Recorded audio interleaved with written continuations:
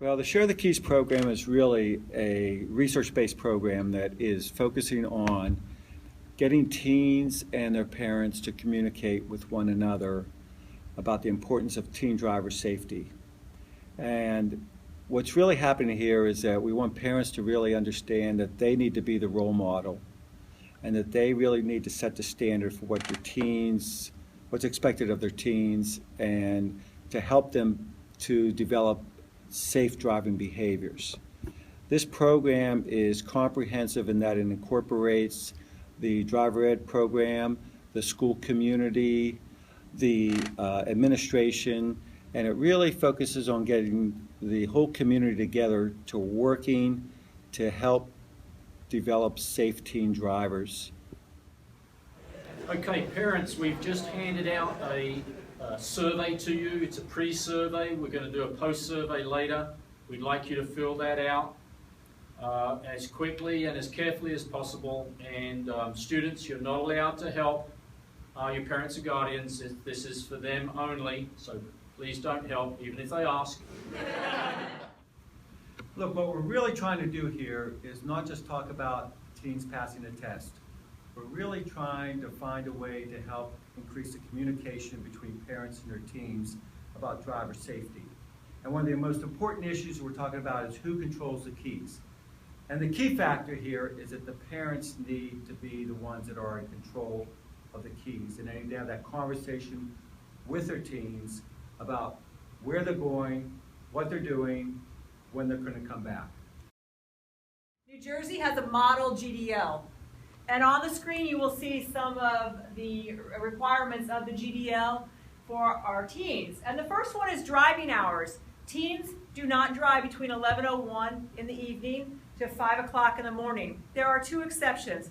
One is for religion, if there is a religious event happening, or the second is for job-related activities. A very exciting part of this past year has been training future teachers and some current teachers how to facilitate the Share the Keys program in their future schools or their current schools. This past June, we trained 14 more teachers that will be able to go out and facilitate the program in their schools.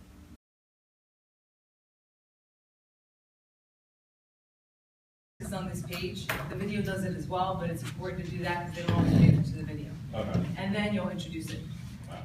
I would say, how would you do it if you were actually presenting to an audience? Because you want to use that, you want to use this as sort of like an experience that you can fall back on. If you wouldn't do it as a parent, which I don't think you could pull that off, I would say, just visually, I would say, no, you don't have a teenager, then don't.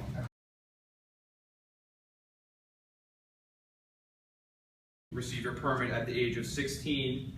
You need to be 16 years old and complete 6 hours behind the wheel with a driving instructor. Or if you're 17 years old, you don't have to do the 6 hours behind the wheel, but you have to be 17 years old.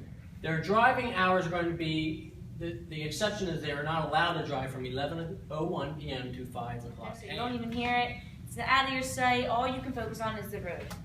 And I always said one more thing, put it in the trunk. Completely out of the way. So even if you do need to use your phone, you still have to pull over, stop driving, and get your phone in your hand. Number of texts a teen receives a day? 114. 114, you guys are good. As we said in previous slides, parents are a huge role model to children. You see your child doing something that you never even told them before. You're like, where did they learn that?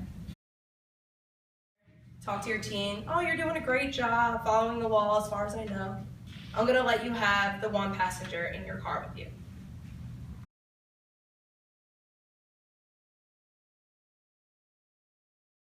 What we found out is that there is a positive effect on attitudes and understanding of things like GDL, and also of things like influences and variable influences on teens driving. And that's been a pleasant surprise, I think, for parents and teens and for us. The next step is to take that further and see if there's an actual real effect on teen driver safety out there on the roads. So we are going to be looking into crashes and violations and see in the areas where we're working, see if there's any reduction in any of those. That's the next step that we hope to take with the research.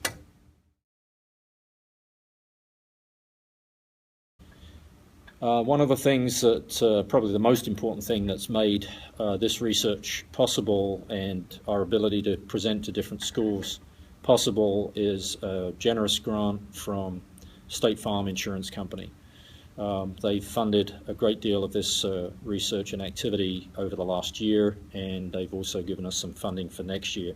So they've really made a lot of this possible, and we're very appreciative of that.